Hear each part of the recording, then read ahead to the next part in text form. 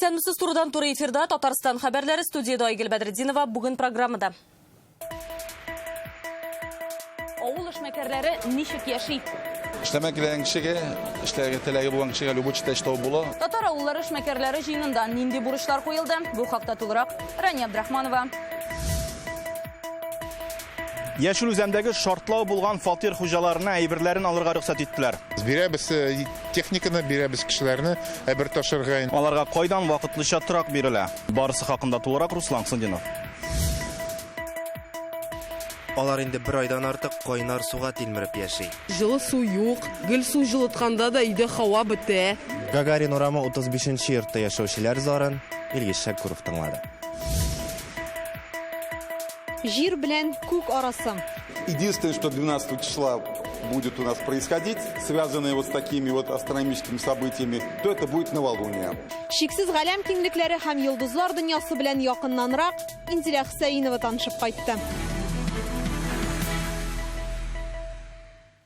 Сезнең кебек кешеләр булганда милләтебезнең киләчәге шанычлы кулларда. Бүген Россиянең татар авыллары эшмәкәрләре җыенына килгән делегатларны Татарстан президенты шулай сәламләде. Форум Татарстанда 9-нчы тапкыр оештырыла. Быел Россиянең 40 төбәгеннән авыл хуҗалыгы тармагында эшләүче 500 эшмәкәр килде. Нинди мәсьәләләр карала? Утырыштан Рәни Абдрахманова.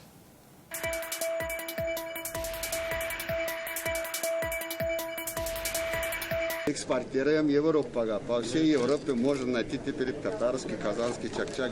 Мордовия татарлары Рөстәм Миңнехановны үз продукциясе белән таныштыра. Чәкчәкне дә таныталар, үзләрендә күпләп җитештерелүче көнбагышны да данлыклы Аккүл татар авыл эшмәкәрләре бу. Бүгенге сөккөнгә без экспортируем уже 10 ел Европа страналарына. Практически һәрбер Европаның городында безнең семечкалар бар. Последние 2 елда мин бик күп эшләр кылдым. Европа рыногына кеттем БККның чакчагын. Татарстан президенты Чувашиянең Шыгырдан авыл эшмәкәрләре янына да тукталды. Азат Пузюков дистәйләр дәвамында ит ризыклары җитештерә. Бу ата-бабалардан калган кәсеп ди. 50 баш аткырмышлы площадкабыз бар, шунда 50 баш атлар. Мәгездә рәттәтерлек табыз. Җитмәгәнне халыктан авылны Шыгырданнан алабыз. Шыгырданда итчилек тармагы бик җәҗәелгән. Хезмәттә авыл хуҗалыгында җитештерелүче товарлар гына түгел, төрле бизәнгечләр, дини сувенирлар һәм киемнәр дә тәкъдим ителә. Мисал өчен, менә монда сезнең өчен 1 минут эчендә милли образ тудырачаклар. Моның өчен шушындый милли бизәкле камзуллар, калфак, бизәнгечләр һәм менә мондый матур букчалар бар. Быелгы күргәзмә татар базары дип атала. Монда әзер продукцияны тәкъдим итсәләр, аны җитештерүдәге төп мәсьәләләр турында утырышта сөйләштеләр. Ул президент Рөстәм Миңнеханов җитәкчелегендә уза. Чит төбәкләрдә яшәгән милләттәшләребезне эш проблемалары гына түгел, милли мәсьәләләрдә борчый. Без кайда гына йөрсәк тә үзебезнең татар икәнлегебезне онытмаска, моның белән горурланырга тиешбез дип уйлыйм. Балаларыбыз, оныкларыбыз үзләренең милләтенең татар икәнлеген белеп, динебезне, телебезне саклап, тормышларын алып барырга тиешләрдер дип уйлыйм. Яхшы эшләү, яхшы эш башкару, яхшы югары уңышларга ирешү ул үзе бер милли хәрәкәттер дип уйлыйм. Зур җирлектә кичкенәрәк авылларга әһәмият кими. Шуны Кузаллап Башкултай авылында җирле иҗтимагый үзидарә оешмасы төзелеп, юридически теркәлде. Үзебезнең инициатива белән төрле конкурслар катнашып, авылыбызны төзекләндерү, мәдәниятен саклау, күтәрү өчен грантлар отып алабыз. Читтә яшәүче милләттәшләребезнең чыгышын тыңлаганнан соң Рөстәм Миңнеханов алардан соклануын яшермәде. Һәрберегез турында китап язырлык диде ул. Сезне менә безнең татар халкы өчен үррәк итеп күрсәтергә кирәк. Әлбәттә, менә шундый кешеләр булганда безнең милләтебез ныгыячак, безнең киләчәгебез бар. Монда бернинди дә шик юк. Башка төбәкләрдә татарлар әйбәт яши икән, аларда татар китаплары, костюмнары бар икән. Бу сезнең казаныш, диде президент. Әгәр тояндарга шундый менә сезнең кебек җегетләр, кызлар булмаса, бу эшне берничек тә барып булмый. Быелгы халык санын алу турында да сүз булды. Читтә яшәүче татарлар өчен милләтне саклау катлаулы эш. Туган телне белү-белмәү генә түгел, кешенең үзен татар итеп санавы кирәк дип бүген чыгыш ясаучылар. Бу әһәмиятле эшне гаиләдән, балалардан башларга кирәк, ди президент. Менә сез гаилә белән килгән, анда кичкенә малайларын алып килгән. Ул менә шулай өйрәнәсең инде. Әтигә без бит барыбыз да әтиләргә ярып йөргән кешеләр. Ул бит менә сезнең киләчәк, безнең киләчәк. Менә шушындый Җегетләр менә монда килеп җиткән, күргән, аларның анда шик юк. Бу кешеләр әтиләренең, әниләренең эшен киләчәктә дә шулай алып барырлар дип. Шуңа күрә без шушы балаларга игътибар итәргә тиеш, мәктәпләргә игътибар итәргә тиеш, яшьләр лагерьларына игътибар итәргә тиеш. Безнең мәчетләребезгә игътибар итәргә тиеш. Шулай һәр кеше үз җаваплылыгын тойганда гына халкыбыз Россиядә саны буенча 2нче урынны саклап кала алачак. Эш көн дәвамында татар эшмәкәрләре тәҗрибә уртаклашып, фикер алышып, яңа белемнәр белән туган якларына таралыша. Рания Абдрахманова, Илшат Мөхәммәтов, Яңа Гасыр каналы. Коронавируска каршы вакцина уйлап тапкан 2 институтның да директорлары татарлар. Бу безнең халык өчен зур горурлык. Татар эшмәкәрләре белән очрашуда бүген Рөстәм Миңнеханов шулай дип белдерде. Исегезгә төшерәбез, Россиядә бүген коронавируска каршы 3 вакцина бар: Спутник V, Эпивак Корона һәм Ковивак. Рөстәм Миңнеханов атаган татар егетләре Спутникны җитештерүче Вектор фәнни үзәге генераль директоры, биология фәннәре докторы милләттәшебез Ренат Мәхсутов, икенчесе Чумаков исемендәге фәнни үзәк башлыгы, медицина фәннәре докторы Айдар Ишмөхәммәтов. Менә шушы коронавируска каршы 2 институтның җитәкчеләре безнең татар җегетләре бит. Менә ул бит күрсәтә безнең милләттәшләребез нинди булган кешеләр. Ул бит дөнья күләмендә менә мондый вакцинаны аны әллә кемнәр эшли алмый, аның җитәкчесе безнең җегетләрбез. Шуңа күрә алар белән горурланабыз. Татарстанда Роспотребнадзор пандемия сәбәпле кертелгән чикләүләрне бетергә ашыкмый. Авыручылар санының кимүе җитәрлек дәрәҗәдә түгел диләр. Эпидемиологик хәлнең теләсә кайсы вакытта үзгәрергә мөмкинлеген күз алыйлар. Республикада вакциналаштыру дәвам итә. Кайбер районнарда прививка җитми дигән имеш-мимешләргә белгечләр ни дип җавап бирде. Чулпан Касыймова җиткерер. Бүген Казанда Уникс баскетбол командасы баш тренеры һәм клубның спорт директоры вакцина ясаттылар. Һәр вакыт кеше арасында булганга саклануына кулай күрәләр. Мин прививка ясатканчы башта Грециядәге табибларым белән киңәшләштем. Алар миңа вакцинаның яхшы булуын әйтте. Шуңа шикләнмичә кадаттым. Команданың спорт директоры туган иле Италиядә вакцинаны алай тиз генә ясатып булмый ди. Уникста прививка ясатырга теләүче башка уенчылар да бар. Хәзер безнең эш графигыбыз бик тыгыз, җитди уенга әзерләнәбез. Шулай да без тренер белән вакцина ясату өчен вакыт таптык. Республикада 142 меңгә якын кеше вакцина ясаткан инде. Прививканың 2 дозасын алганнан соң коронавирус белән авыручылар булмады диләр Сәламәтлек саклау министрлыгында. Ә менә икесе арасында авыру йоктыру ихтималы бар, чөнки бу вакытта антитәнчекләр формалашмаган була. Бүгенге көндә вакцина район һәм авыл җирлекләрендә дә җитәрлек диләр. Бөтен Татарстан районнарында вакцина бар. Вакцинацияны эшлиләр. Һәм бернинди проблема без әлегә күрмибез. Февраль белән чагыштырганда мартта коронавирусның авыр формасы белән авыручылар саны арткан. Вирус йоктыру куркынычы шулай ук 60 яшьтән өлкәннәр арасында кала бирә диләр Роспотребнадзорда. Әлегә пандемия сәбәпле кертелгән чикләүләрне бетергә җыенмыйлар. Мы находимся в такой вот несколько нестабильной ситуации. Вазгыять теләсә кайсы вакытта үзгәрергә мөмкин, шуңа күрә сакланырга киңәш итәбез. Әлегә чикләүләрне бетерү буенча нинди дә булса тәкъдимнәр бирә алмыйбыз. Шуңа күрә әлегә битлекне салырга иртәрәк. Туклану, сәүдә үзәкләре, медицина оешмалары һәм җәмәгать урыннарын тикшерү дәвам итәчәк. Чулпан Касыймова, Алмаз Зиятдинов, Игорь Романов, Яңа Гасыр каналы. Татарстанда коронавирустан тагын 3 кеше вафат, 71 яшьлек хатын-кыз, 66 һәм 86 яшьлек ир кешеләр. Республикада узган тәүлектә 37 кешегә коронавирус диагнозы куелган, 21 хастаханәдә, 16-сы өйдә дәвалана дип хәбәр итә республика штабы. Россиядә узган тәүлектә 8792 кеше вирус йоктырган. Республикада коронавируска каршы вакцина ясатучылар 141 меңнән артып китте. Аларның 92 мең ярымы икенче дозасын да алган. Яшел Үзәндәге газ шартлаган йортта яшәүчеләр матди ярдәм алачак. Татарстан президенты шундый күрсәтмә бирде. Хәзер хөкүмәттә кирәкле документларны әзерлиләр. Мондый очракта гадәттә һәр кешегә бер тапкыр 10 мең сум бирү каралган. Милеккә зыян килгән фатирдагы һәр кешегә 100 мең сум. Гадәттән тыш хәл сәбәпле гомере өзелүчеләрнең гаиләсенә 1 миллион сум тиеш. Исегезгә төшерәбез, бу фаҗигадә 2 кеше үлде, 4-се тән җәрәхәтләр алды. Бүген зыян күрүчеләрне вакытлыча яшәр өчен яңа фатирларга күчерә башладылар. Сәйдәшев урамындагы йортны дәүләт торак фонды төзегән. Монда 49 гаиләгә фатир бүләләр. Халыкка шәхси әйберләрен күчерергә идарәче оешма хезмәткәрләре, район волонтерлары ярдәм итә. Ленин урамы 39-нчы айыртынан аларны Сәйдәшев урамына күчерәләр, әйберләрне җыеп төшерергә, төяргә идарәче оешма вәкилләре ярдәм итә. Полиция хезмәткәре һәр тартманың исемлеген алып бара. Газель белән трактор белән тележка белән. И 8 кеше рабочийны бирәбез. Алар әйберләр ташый. Әйберләр ташый. Шундый как сугышта инде бездә. Кешегә ярдәм итәргә кирәк. Яшел үзәндәге шартлау нәкъ шушы йортта, нәкъ шушы катта була да инде бүген беренче тапкыр журналистларны бирегә керттеләр. Әлеге җимерлекләрне үзегез күрәсез. Көнкүреш техникасы, диван, кирпич барысы да аунап ята.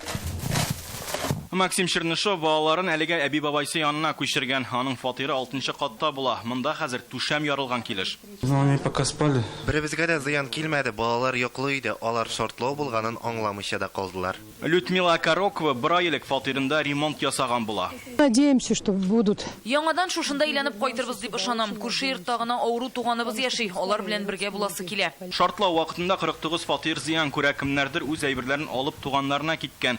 Алар вакытлыча бирелә торган фатирларга күчүдән баш тарткан. Калганнар бу ялларда күченеп бетәчәк. 18 катлы яңа йортта яшәү өчен бөтен мөмкинлекләр бар.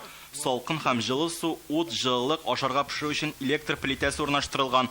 Аренда бушлай, коммуналь хезмәтләр өчен генә түләргә кирәк булачак. Бу атнада инде бөтен әйберләрне алып бетергә дигән фикер бар. Чөнки киләсе атнада инде анда төзүчеләр эшли башлаячак. Алар инде беренчедән шөпне чыгарачаклар. И хронасың инде тутырачаклар инде төзүчеләрне. 5-нче каттан алып өстәге барлык фатирларны тулысынча төзекләндерәчәкләр. Подрядчы оешма билгеле инде. Алар әйтүенчә ремонт ярты елга сузылырга мөмкин. Яшел Үзән районыннан Руслан Хусаинов, Марат Зайдуллин, Яңа Гасыр каналы. Безнең редакциягә Казанның Гагарин урамы 35-нче йортта яшәүчеләр мөрәҗәгать итте. Аларның өйләрендә газ колонкалары эшләми. Шуның нәтиҗәсендә кайнар су юк. 28 февральдә әлеге йортта әни һәм аның 2 баласы сөрем газы белән агуланган иде. Белгечләр моны өйнең һава йөрү юллары төзек булмавы белән аңлатты һәм газ колонкаларын сүндерделәр. Шулай бер ай узган, үзгәреш юк. Кем һәм ни өчен һава каналларын ремонтлау өчен акчаны халыктан җыймакчы була? Илгиз Шакуров ачыклык кертергә тырышты. Соответственно, газ не подается в колонке, и, соответственно, вода течет с крана холодная. Любовь Палецкая гаиләсе белән Гагарин урамындагы 35-нче йортта яши. Декабрьдә генә күченгәннәр. Әмма яңа фатир алу шатлыгы озакка бармый. Инде бер айдан артык аларда кайнар су юк. 28 февраля у нас ЧП произошло. 28 февраль көне безнең йорттагы бер фатирда сөрем газы белән агуландылар. Шуннан соң бөтен йортта колонкаларын туктаттылар. Менә хәзер җылы сусыз яшибез, юынырга туганнарга йөрибез. Тикшергәннән соң идарәче оешма һава йөрү юллары төзек түгел дигән нәтиҗәгә килә. Шуңа колонкаларга газ бирүне туктаталар. Юкса тагын берәр кеше агуланырга мөмкин. Сөрем газы белән агулану менә шушы фатирда килеп чыга. Әни кеше һәм 2 баласы хәзер инде күптән өйдә. Барлыгы исә бу йортта 100 фатир. Уйлап кына карагыз, күпме кеше бер ай дәвамында җылы суга тилмереп яши.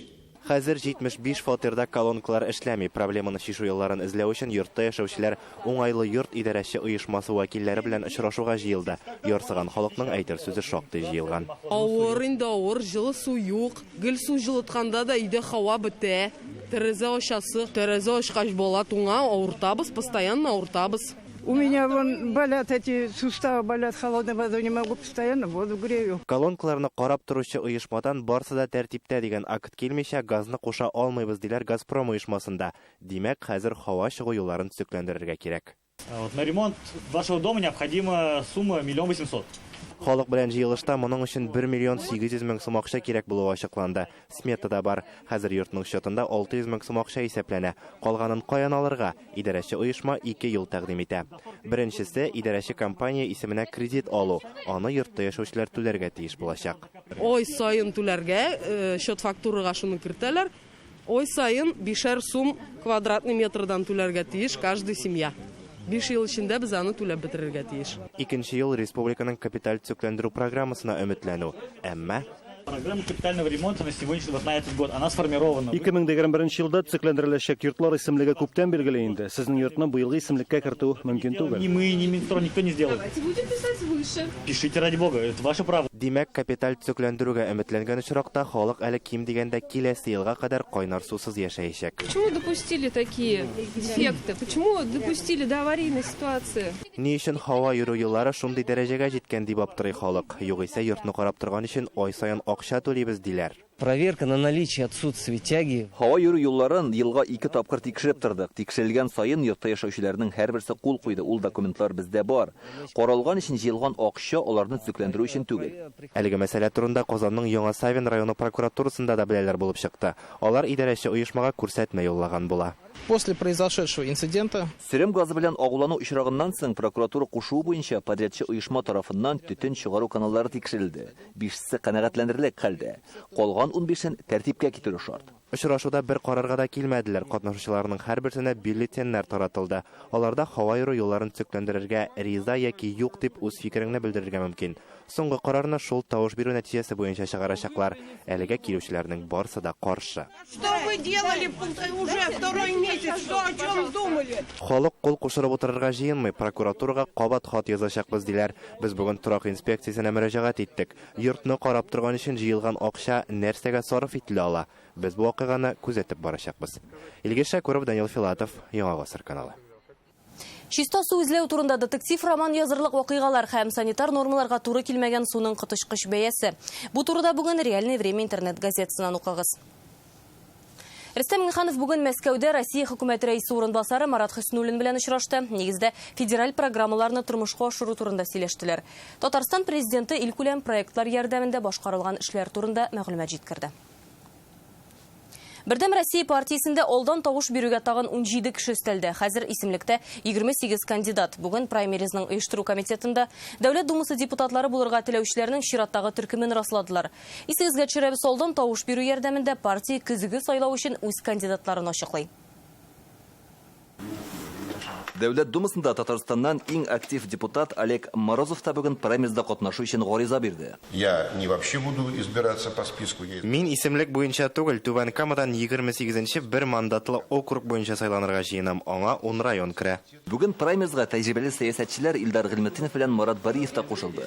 Документ тапшыручылар исемлегендә Ширмешән районы башлыгы Фердинанд Дәүләтшин да бар. Үзебезнең сайлаучыларга аларның көнкүреш тормышында ярдәм итәргә минемчә көчебез дә бар, һәм мөмкинчелегебез дә бар. Әгәр дә безнең сайлаучылар ышанып, безгә ышанып, безнең белән бергә тагын эшләргә дип кирәк дип табалар икән, без бу эшкә әзер. Бүген праймеризны оештыру комитеты утырышында барлык кирәкле документларны китергән кешеләр исемлеген расладылар. Бүгенге көндә алар 28. Все нормально с документами.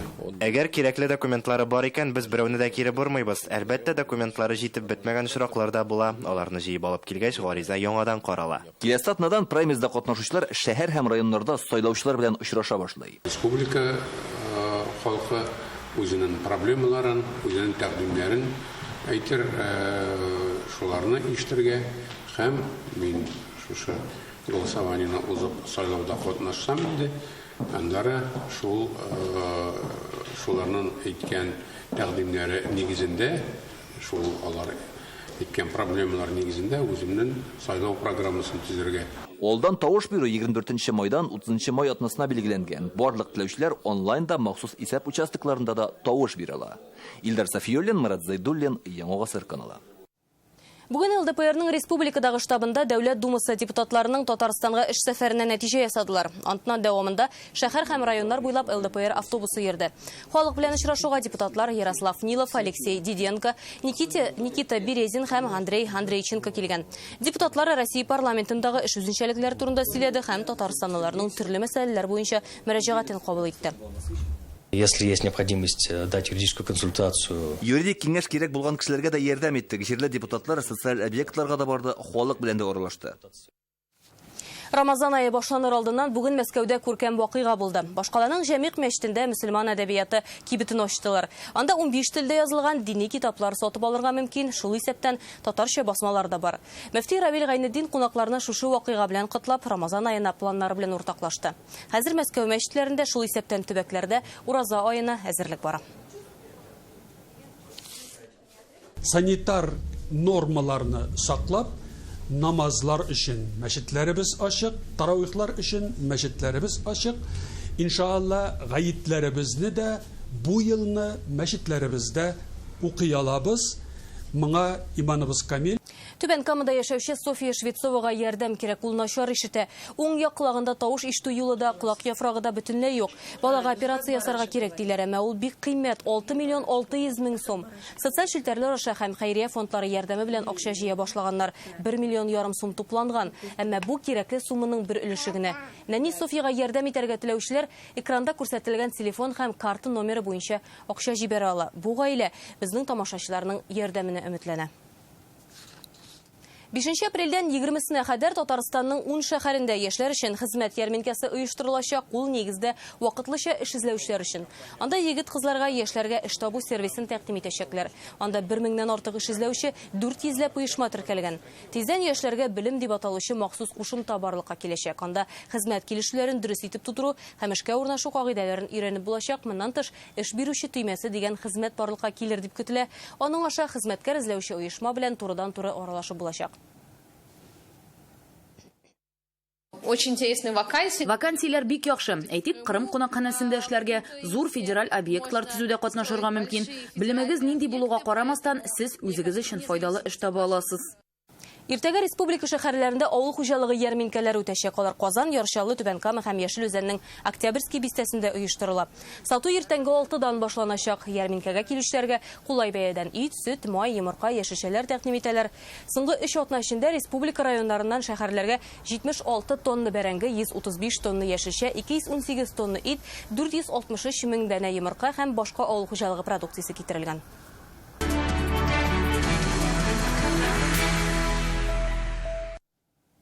Казан федераль университетының Яршаллыдагы институтында оештырылган татар теле курслары шәһәр халкы арасында популярлык казана. Монда хәзер 60 кеше йөри.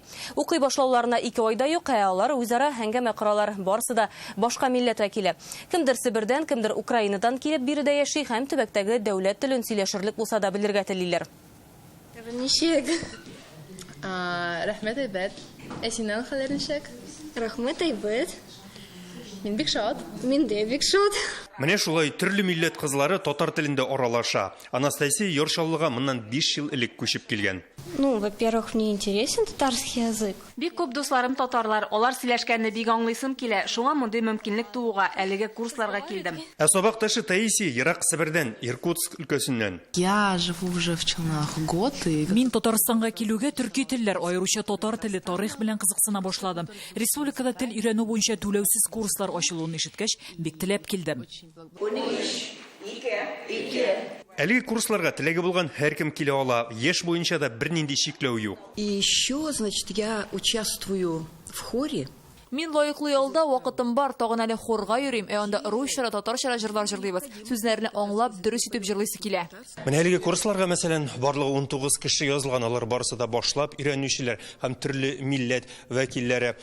Уңайлык өчен аларга махсус методика кулланыла һәм барысы да парлап утыртылган.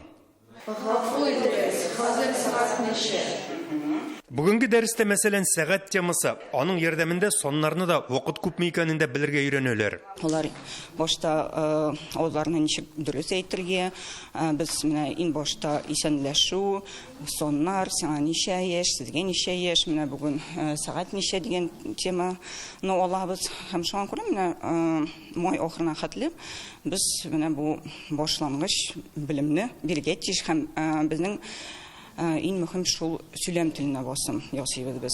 Бирдә тел өйрәнүне чиста биттән башласалар, икенчесендә инде бераз татарча белүчеләр язылган, ә тагын берсендә сөйләмне камилләштерергә һәм грамматиканы ныгытырга була. Әлеге 3 төркемдә барлыгы 60-ка якын кеше шөгыльләнә. Яршалыдан Илшат Әюпов, Рамил Зәкиев, Яңа Гасыр каналы. Быел кешенең беренче тапкыр галәмгә очуына 60 ел. 1961 елның 12 апрелендә Совет космонавты Юрий Гагарин Восток 1 корабленә утырып җир шарына әйләнә. Хәзер Казан обсерваториясе бу истәлекле датага әзерләнә. Махсус экскурсияләр башланды. Обсерваториядә гаҗәеп космик сәяхәттә Инзилә Хөсәенова булып кайтты. Менә ул йолдызларга юл. Ни өчен дип сорарсыз, чөнки нәкъ 120 ел элек шушы трамвай юллары барлыкка килгәнгә күрә Казан университетыннан кечкенә генә обсерваторияне шәһәр читенә күчерәләр. Шулай итеп, 2 ел эчендә илнең иң борынгы астрономия обсерваторияләренең берсе барлыкка килә. Казаннан 20-30 минутлык юл һәм син инде үзеңне космонавт буларак хис итә аласың, ләкин очыш алдыннан үлчәнү мөһим, чөнки синең җирдәге авырлыгың башка планеталарда төрлечә булачак. Әйтик, җирдә син 60 килограмм авырлыкта булсаң, Юпитерда 150 килограммга җитәчәксең. Айда киресенчә авырлыгың 10 килограмм тирәсе генә булачак. Телескоп повторял траекторию движения небесной сферы. Бу Россиядәге иң зур телескоп. Ул күк йөзендәге кеше күзенә күренмәгән серләрне ача. Аның пыяласына күз салу белән син үзеңне җирдә түгел, ә галәмнең иң ерак ноктасында кебек хис итәсең. Йолдызлар һәм планеталарда янәшәдә генә кебек тоела. Бу телескопны обсерваториягә нигез салучыларның берсе, бу эштә матди ярдәм күрсәтүче астроном Василий Энгельгард моннан 2 гасыр элек Германиядән кайтарткан була. Процесс очень простой. Кайвакыт обсерватория тылсым бүлмәсен хәтерләтә. Әмма бу җиһаз 220 вольтлы электр көчәнеше белән идарә итә. Әлеге тәҗрибәне үткәрүче цирк аренасындагы фокусчыны хәтерләтә. Аның кулындагы зур лампа электр үткәргеченә тоташтырмаган килештә кабынды. Тик бу күренешләр тылсым да, уенда түгел, фәнни эшләр нәтиҗәсе. Вы все хорошо знаете. Казан федераль университеты күптәннән физика һәм астрономия буенча фәнни белем бирү үзәген булдыру буенча эш алып бара. Ул яңа белем бирү программаларын тормышка ашырырга ярдәм итәчәк. Казан обсерваториясе Россия генә түгел, ә дөньядагы уникаль объектларның берсе булып санала. Аны ЮНЕСКО бөтен дөнья мирас объектлары исемлегенә дә кертергә телиләр. На следующий год здесь планируется. Без ЮНЕСКОның әлеге рәсми төстә расланмаган исемлегендә бар инде. Бөтен шартлар буенча туры килгән объектларның берсе булып саналабыз. Бездә тарихи телескоплар күп, биналарыбыз да ЮНЕСКО таләпләренә туры килердәй. По направлению к этому невидимому зверю ускоряется гигантское облако газа. Бирегә чит илләрдән дә киләләр. Галәмне Казан обсерваториясенә килеп күрергә теләүчеләр ерак Япония һәм Эфиопиядән дә булган. Космонавтика көнендә дә кунакларны зурлап кабул итәргә әзерләнәләр. Бу вакытта яңа ай туганны да күзәтә алачаклар. Инзилә Хусаинова, Вадим Илларионов, Яңа Гасыр каналы. Әлегә шундый яңалыклар иде, кичләрегез матур үтсен, исән-амин булыгыз.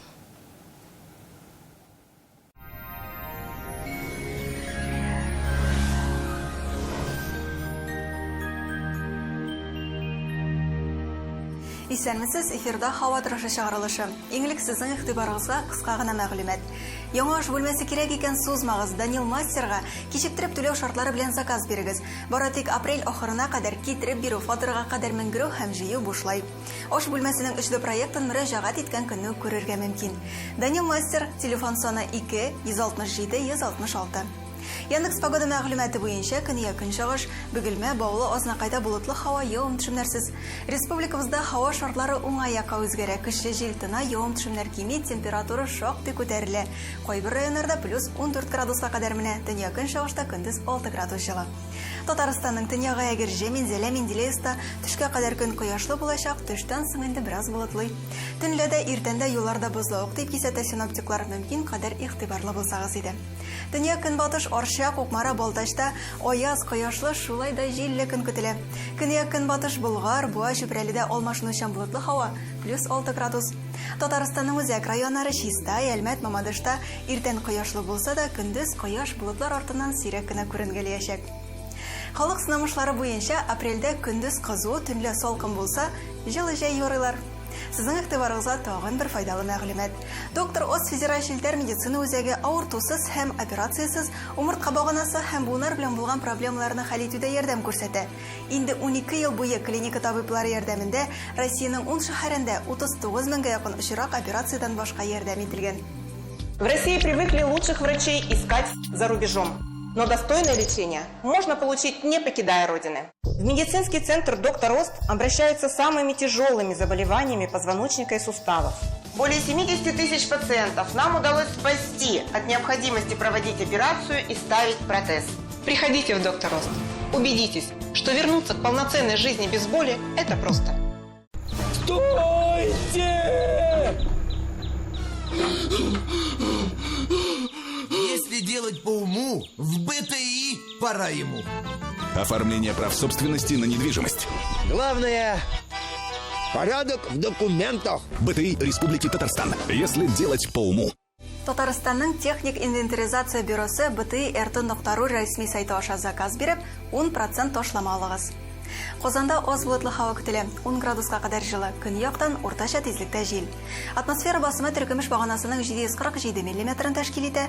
Һаваның чагыштырма чыдымлылыгы 77%. Җирнең магнит кыры тыныч. Бүгенгә менә шулар, күңелле яллар сезгә. Сау булыгыз.